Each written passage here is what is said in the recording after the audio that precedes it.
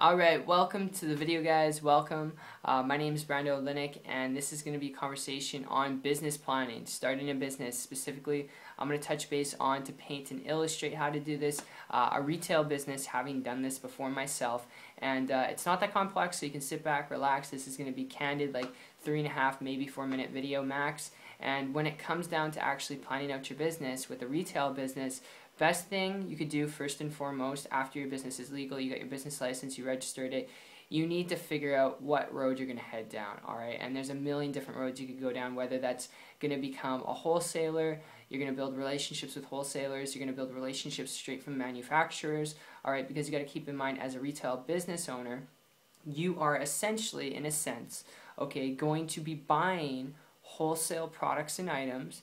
You're going to be marking them up retail price, and then you'll be making a profit of that. That's in between there. So you need to be able to find wholesalers and manufacturers that have high quality products, but the products are not too expensive, where when you can mark them up, they'll actually be sold. Alright, consumers will actually buy it, but you want wholesale products that will actually make you a profit in turn. You don't want to be flatlining your business where you're just making sales and it's just covering your expenses. You want to be able to cover expenses and be able to put aside for infrastructure to be able to grow and maintain your business. So I hope that makes sense. I know it's a little bit complex, but trying to keep it simple, and that's the very first thing that you need to do. Look at how you're going to be bringing products into your store, what you are going to be retailing, whether that's going to be building relationships with manufacturers only, or it's going to be wholesalers, or it's going to be both, okay? And the whole idea is just figuring out what you're going to be offering. You want to keep it niche, alright? So if it's all about swimwear, keep it swimwear. If it's about sunglasses, keep it sunglasses. If it's about handbags, keep it handbags. You don't want to be scattered all over the place when you're starting out a retail store. So that's essentially how you start one. From that point on, looking at supplies, equipment, leasing agreements with a store setting, or buying agreements or renting agreements, okay? You got to keep in mind, are you going to buy it, lease it, rent it, okay? And from that point on, it's just done.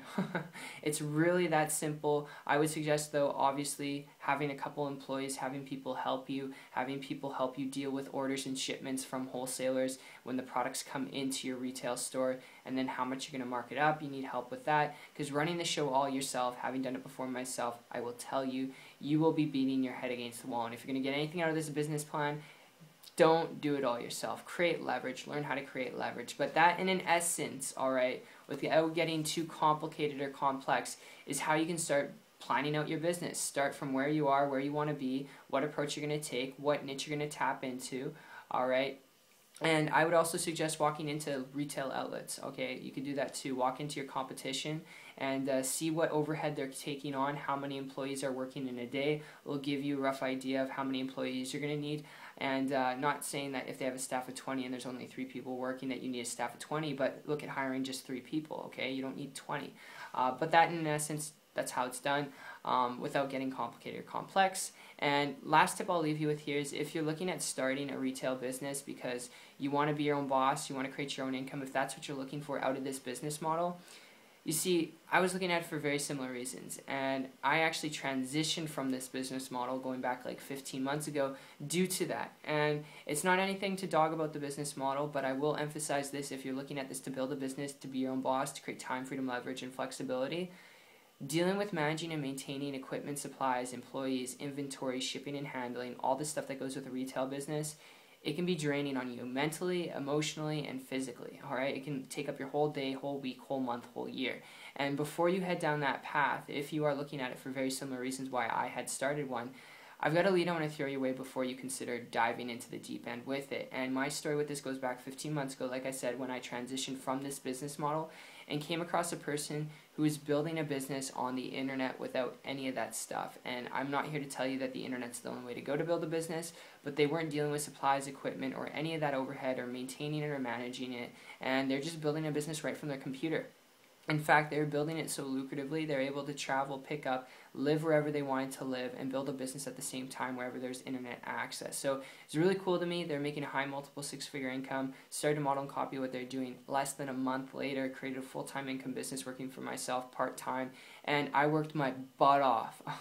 I got all in with my business online, and I worked my butt off. I learned some things, and you'd have to do that with any business, but I can't emphasize enough, if you're only looking at getting involved in business because you want to create a lucrative business to do what you want when you want, without going through the headaches, alright, saving yourself from the headaches of business planning, what you can afford, what you can't afford, I would strongly emphasize learn how to build a business on the internet. That way you can create a highly profitable business, be able to do what you want when you want with the right guidance and help. I want to emphasize that too, because if you don't have the right guidance and help, starting a business online can be your worst enemy. But with the right guidance and help, it can be 10 times simpler, okay, and a little bit more weight off the shoulders in a sense when you're comparing it to a traditional business, managing and maintaining supplies and employees. So I hope that makes sense logically from a business standpoint, just a little review, I guess you could say, in this video.